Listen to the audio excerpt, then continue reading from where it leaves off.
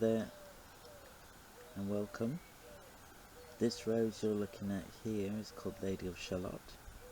It is one of my favourites and it always produces loads of blooms every summer, as you can see. But there is an issue. I keep having this issue this year. I don't know if it's wind burn, as it's been quite windy of late and quite a lot of my roses have had these marks appear on them. So I don't know what that is, if someone can tell me. So this is Lady of Sherot, and then there's another yellow rose here which is called Grandma's Rose. This one is very healthy and always produces lots of blooms that last a long time. So that one's Grandma's Rose. And this lovely rose here is called Golden Celebration. It is a David Austin rose, and this is the first year in my garden. It has quite large blooms, very, very fragrant, and I think it would be one of my favourites. But then again, I do have quite a lot of different favourites, especially if they have a lovely fragrance, which this one does. So this is Golden Celebration. And this rose here is called Suzy. I showed you in my previous video. It starts off yellow and fades out to this sort of two-tone colour. There's a really lovely fragrance to it, and the flowers last quite a few days. So this is Suzy.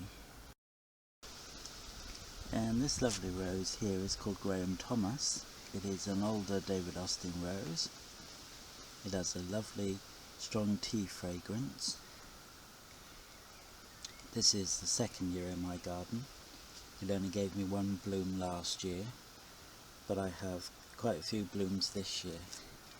So that's what it looks like at bud stage,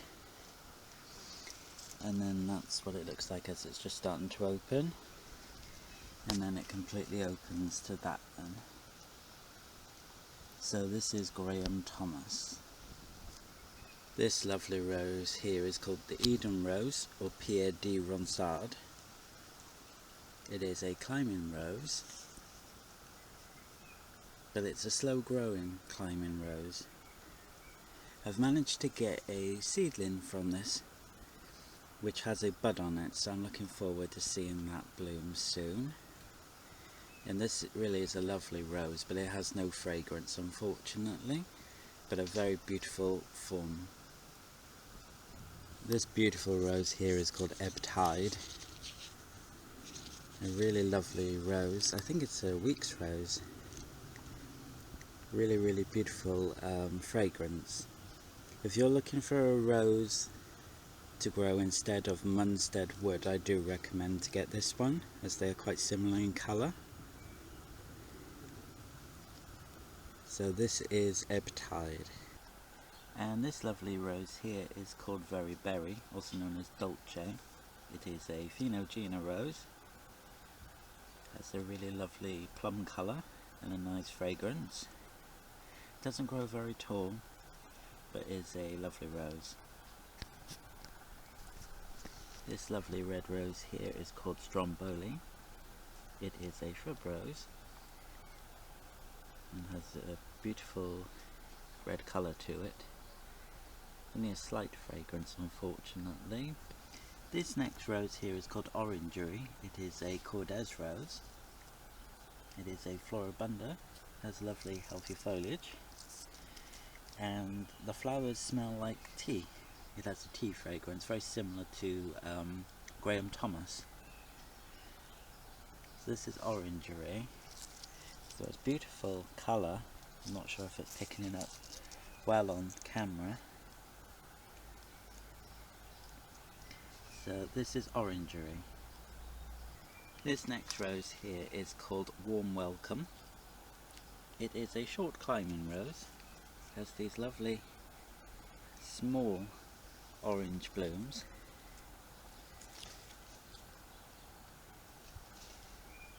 It has a light fragrance, and I do recommend to get this one.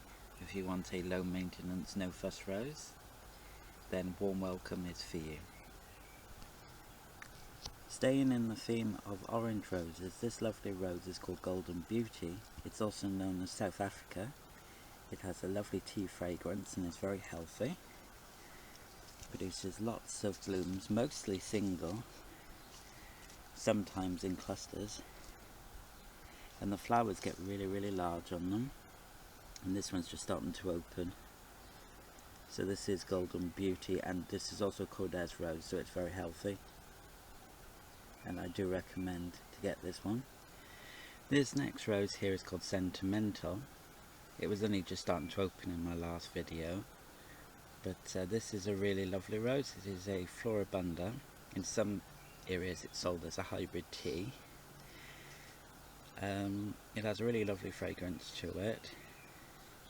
It produces these really quite large blooms. Stripy roses might not be for everybody, and this is the only stripy rose I have, and probably the only one I will have. But I do really like this one. So this one is Sentimental. This rose is called Westerland. It is a older climbing rose by Cordes, but it's mainly grown as a shrub. It has the most lovely fragrance to it, and I also do have seedlings from it as well. It has nice foliage, as you can see, and I said it has a really lovely fragrance, and this one always does well for me. So this one is Westerland.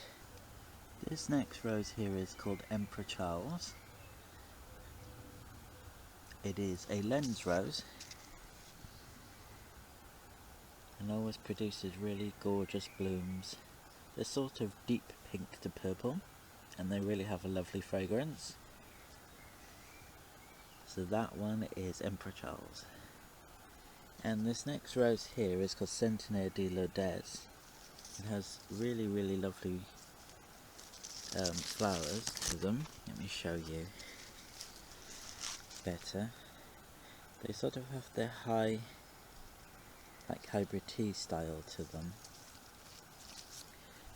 and then they open out to that, and they have a really nice pleasant fragrance and very healthy foliage.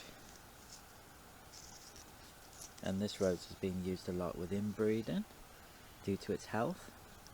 This is also a Delbard rose, just to point that out, and it might be quite old now, but it's still a really good one to have. It still holds up well. And this rose here is called Cornelia. It is a hybrid musk bred by Joseph Pemberton in the early 1900s. And it has these really gorgeous pom-like blooms and a really lovely musk fragrance. And they all appear in these clusters, as you can see. And this one is Cornelia. And this rose here is called Pearl Drift. A really lovely rose with a nice pleasant fragrance. The foliage normally is quite healthy. Something I think maybe bee cutters have been at it this year, but this is a lovely rose, and it has a sort of blush towards the centre. The flowers last a few days, and it does produce quite a lot of blooms. So this one is Pearl Drift. This rose here is Gertu. It is one of the most fragrant roses, and it owes its fragrance to the fact that it comes from Comte de Chambord, or possibly it might have been Madame Bol. But that rose is a Portland, which has mostly been bred from this rose here, which I'll show you. This is the Autumn Damask. Bit of viburnum leaf falling off there. It's just starting to open. This is one of the most fragrant flowers, and this was the only repeat flowering rose until the Chinas and the teas were brought over to Europe. And this rose here is called the Wren. I believe it is a Tantail rose. It's a lovely floribunda, doesn't grow very tall, but has really lovely flowers and very healthy foliage.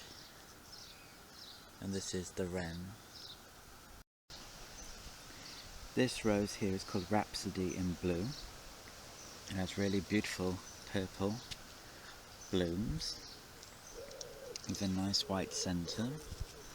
What they look like when they first start to open,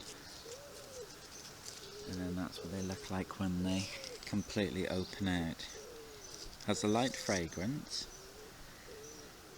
and is a lovely rose. This rose here is called Blue for You. Very similar to Rhapsody in Blue, but has lighter, I suppose, mauve colour blooms, and it has a very pleasant fragrance. Mine is only a little bitty variety at the moment because it's new for me, but this is Blue for You. And this lovely variety is called Forever Royal.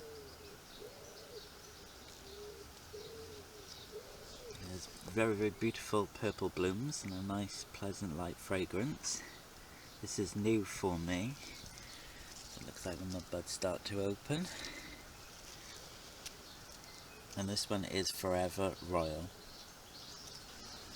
This is Tottering by Gently.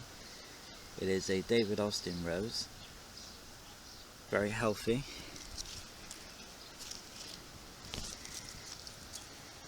And I got this new last year, so this is its second year. And there's a nice light musk fragrance. And this is Tottering by Gently. And this lovely rose here is called Curesia. It is an older Cordes rose. It has a really, really lovely fragrance to it. It's a floribunda. It seems quite healthy. This is its second year. And this is Curesia. This variety is an unusual variety. This one is called the Boys. It's from R.V. Rogers. It has the most beautiful blooms. A nice light fragrance. And then they open, as you can see, this lovely purple with a nice white centre. And that's the Boys. And this variety here is called Orchid Romantica. It is a floribunda. I think this one is bred in America. That's a very pleasant fragrance. Beautiful blooms. Nice healthy foliage. And this is Orchid Romantica. And this rose here is called Masquerade because it changes colour. I have the Kleiman form, but you can also get it as a floribunda. So it starts off yellow and then it fades to this colour. So this one is Masquerade. And this lovely rose here is called Leander. It is an older David Austin and it has the most beautiful fragrance. Nice healthy foliage and these lovely orange flowers. This is Leander. This rose here is called Storyteller. It is a Dixon's rose and it starts off this lovely peachy yellowy colour and then it fades out to pure white and has a lovely centre. It's a very disease resistant rose in my garden, and on the breeding side it is also a very good seed setter. I have quite a lot of seedlings from it this year which I will share with you soon. This rose here is called a Tropical Select. It is a brand new rose that I picked up for the bank holiday weekend, and I got it from Dobby's Garden Centre if anyone's interested. And here's the tag just to show you. It has a really nice fragrance. And last year I got Beiels Select, which is from the same sort of breeding, I believe, and then it fades out to this once the flowers go over. That's definitely a spent one, but I do have some more blooms coming, and it has nice dark foliage. And I like the cup shape. It kind of reminds me a lot of Summer Song by David Austin, but this one seems very vigorous. This one is Tropical Select.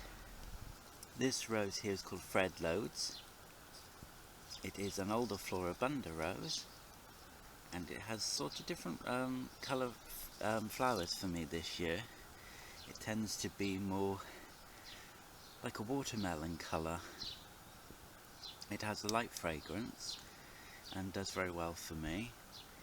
So this one is Fred Loads. I have just taken receipt of a rose order that I ordered from Peter Beiels. I used the code for Chelsea to get some money off. So I ordered 2 roses that I've been looking at for a while now, so let's see what's inside. They've stopped delivering in big boxes for some reason, so I'll take these out and then I can show you. So the first rose here is called Oiana, and this is the one that I've had on my list for quite a while now. The plant itself is not really that big, considering, but it looks healthy enough, so I'm definitely looking forward to this one. So this one is Oiana, and the next rose here, which has a few buds and have quite a bit of growth on them, very healthy foliage. This rose is called Borda Apricot, and it is a Delbard rose, and it has orange sort of blooms. I suppose that goes with the theme in this video, as there's quite a lot of oranges out at the moment. So the 2 roses I got is Oiana and Borda Apricot. And here's a better look at what that will be. So that is Borda Apricot. And I will leave you on this lovely rose here. It's just starting to rain now. This is Rose Detoback. It is a Cordes rose. Has the most gorgeous, huge blooms, as you can see. It only has a light fragrance that I detect every now and then, but it really, really is lovely. So this is Rose Detoback. So thank you very much, viewer, for watching my video, and I hope you will join me again soon. Take care and bye-bye.